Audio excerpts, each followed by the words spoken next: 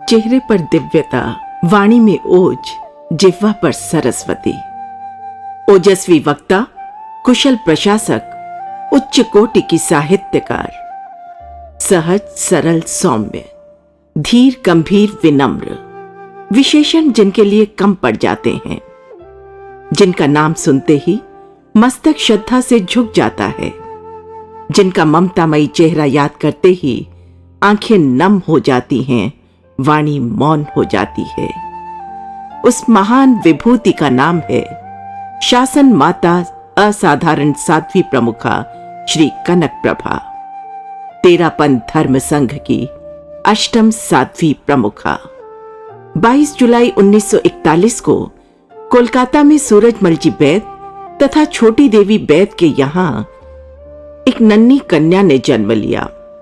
नाम दिया गया कलावती।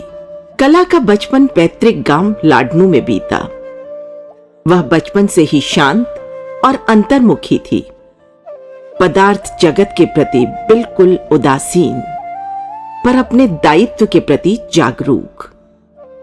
14 वर्ष की हुई तो पिता विवाह के लिए वर चुन रहे थे, पर कला की मासूम आंखें तो संयम पथ पर बढ़ने का स्वप्न बुन रही थीं। इस सपने को साकार करने के लिए 15 वर्ष की उम्र में कला ने पारमार्थिक शिक्षण संस्था में प्रवेश लिया। 4.5 वर्ष के संस्था प्रवास में एक होनहार छात्रा के रूप में उसने अपनी पहचान स्थापित की। 8 जुलाई 1960 का पावन दिन, तेरापंथ द्विशताब्दी समारोह का ऐतिहासिक अवसर। गुरुदेव श्री तुलसी ने केलवा में मुमुक्षु कला को दीक्षा प्रदान की और नाम दिया कनक प्रभा। दीक्षित होते ही साध्वी श्री कनक प्रभा का व्यक्तित्व एक उदीयमान साध्वी के रूप में उभर कर आया। उनकी ग्रहण शक्ति, स्मरण शक्ति, दायित्व बोध और विवेकशीलता ने गुरुदेव श्री तुलसी को विशेष प्रभावित किया। 19 अप्रैल 1970 को तेरापंथ की सप्तम साध्वी प्रमुखा श्री लाडा जी का बीदासर में स्वर्गवास हो गया। आचार्य श्री तुलसी एक प्रगतिशील साध्वी समाज का निर्माण करना चाहते थे। इसके लिए उन्हें आवश्यकता थी एक युवा और प्रबुद्ध साध्वी प्रमुखा की। 14 जनवरी 1972 गंगा शहर मर्यादा महोत्सव। आचार्य श्री तुलसी ने 30 वर्षीय साध्वी श्री कनक प्रभा को तेरापंथ धर्म संघ के विशाल साध्वी समाज का नेतृत्व सौंप दिया। पूरे समाज के लिए एक अकल्पित और अनजाना नाम। कौन जानता था कि यह 30 वर्ष की सहमी सी, सकुचाई सी युवा साध्वी प्रमुखा पद को नई गरिमा, नई ऊंचाई प्रदान करेगी। साध्वी प्रमुखा श्री 500 साध्वियों का नेतृत्व करती थीं। साध्वियों की संपूर्ण व्यवस्था का दायित्व उन पर था। कोमल अनुशासन के साथ सबको सहेज कर रखने की कला उन्हें खूब आती थी। उनका प्रशासन, प्रशिक्षण और प्रबोधन अद्भुत था।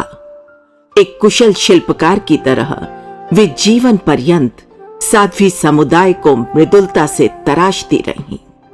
वे एक मां थी, आंखों में नेह का समंदर और आंचल में ढेर सारी ममता समेटे हुए। अपनी आत्मीयता की खुराक से वे श्रावक समाज को तृप्त कर देती थीं। उनके लिए अपना आहार, विश्राम सब कुछ गौण कर देती थीं। छोटे बड़े हर कार्यकर्ता को पर्याप्त सम्मान देती थीं। इसीलिए लाखों लोगों के दिलों पर राज करती थीं। महिला समाज अपने मौलिक संस्कारों को सुरक्षित रखते हुए विकास करे, इसके लिए वे हमेशा प्रयत्नशील रहीं। उनकी प्रेरणा और प्रोत्साहन भरे मार्गदर्शन में तेरापंथ महिला समाज ने अभूतपूर्व प्रगति की।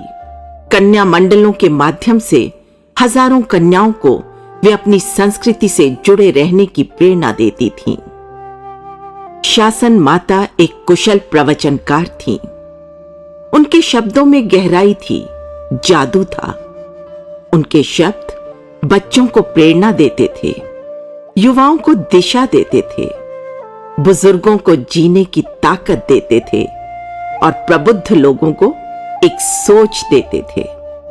राजस्थान के तत्कालीन मुख्यमंत्री भैरों सिंह शेखावत ने कहा था, साध्वी प्रमुखा के अभिभाषण से नई खुराक मिलती है। सरस्वती की वे लाडली पुत्री थीं। उनकी कलम जिस दिशा में भी आगे बढ़ती, जादू सा रच देती थी। फिर चाहे गद्य हो, पद्य हो, जीवनी हो या फिर यात्रावृत्त, शासन माता द्वारा श्रद्धा और समर्पण की स्याही से संपादित आचार्य श्री तुलसी की आत्मकथा मेरा जीवन मेरा दर्शन साहित्य जगत की अनमोल संपदा है। आगम ग्रंथ, भगवती जोड़ और आचार्य श्री तुलसी की अधिकांश साहित्यिक कृतियों में उनका संपादन कौशल मुखरित हुआ है। उनके संपर्क में चाहे राजनेता आए या प्रबुद्ध साहित्यकार या फिर सामान्य जन, उनसे प्रभावित हुए बिना कोई नहीं रहता था। साध्वी प्रमुखा श्री को 3 आचार्यों के नेतृत्व में दायित्व निर्वहन का सौभाग्य मिला। उनकी विनम्रता, समर्पण और दायित्वशीलता ने सभी आचार्यों को प्रभावित किया। आचार्य श्री तुलसी को तो अपनी कृति पर अभिमान था। वे कहते थे, साध्वी प्रमुखा हमारे संघ की गरिमा है, महिमा है। ऐसे साधु साध्वियों से संघ का शताब्दी आयुष्य बढ़ जाता है। प्रमुखा श्री के मनोनयन के 25 वर्ष की संपन्नता पर आचार्य श्री महाप्रज्ञ ने कहा था, कनक प्रभा जी पहली साध्वी प्रमुखा हैं जो विलक्षण कार्य कर रही हैं। आचार्य श्री महाश्रमण भी उन्हें अत्यंत आदर की दृष्टि से देखते थे।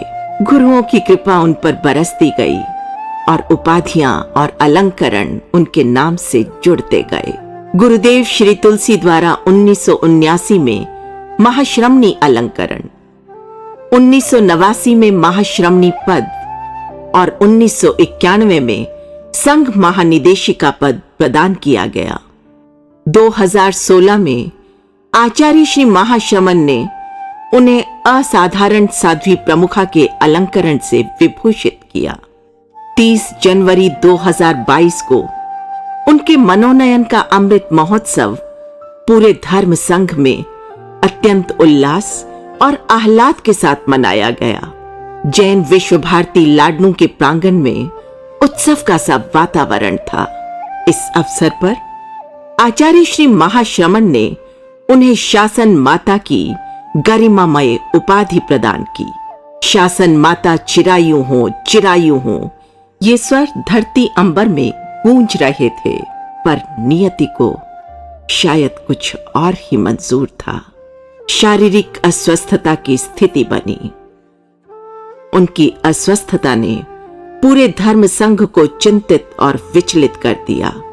पर उनके तन में भले ही व्याधि थी, पर चेहरे पर व्याप्त दिव्य शांति उनके भीतर के आनंद और समाधि को प्रतिबिंबित करती थी। आत्मा भिन्न, शरीर भिन्न है, इस मंत्र को वे साक्षात जी रही थीं। करुणा सागर आचार्य श्री महाश्रमण शासन माता को दर्शन देने के लिए प्रलंब विहार करते हुए दिल्ली पधारे। एक एक दिन में 32, 35 और 46 किलोमीटर का विहार कर कीर्तिधर आचार्य ने नए इतिहास का सृजन किया। शिष्य का अपने गुरु के प्रति आदर भाव स्वाभाविक है, पर अगर गुरु के मन में शिष्य के प्रति आदर भाव हो तो उसे गुरु की महानता कहें या शिष्य की विलक्षणता। सचमुच वे एक महान गुरु की असाधारण शिष्या थीं। 17 मार्च 2022 को वक्त मानो थम सा गया। 8 दशक तक चलने वाली जीवन यात्रा, 6 दशक तक चलने वाली संयम यात्रा और 5 दशक तक साध्वी प्रमुखा के रूप में चलने वाली नेतृत्व यात्रा जो चल रही थी पूरी रफ्तार के साथ, अचानक रुक गई। अनंत ज्योति संपन्न एक निर्धूम दीप शिखा जो पूरी दुनिया में उजाला बांट रही थी, अनंत में विलीन हो गई। शासन माता आज हमारे बीच नहीं है।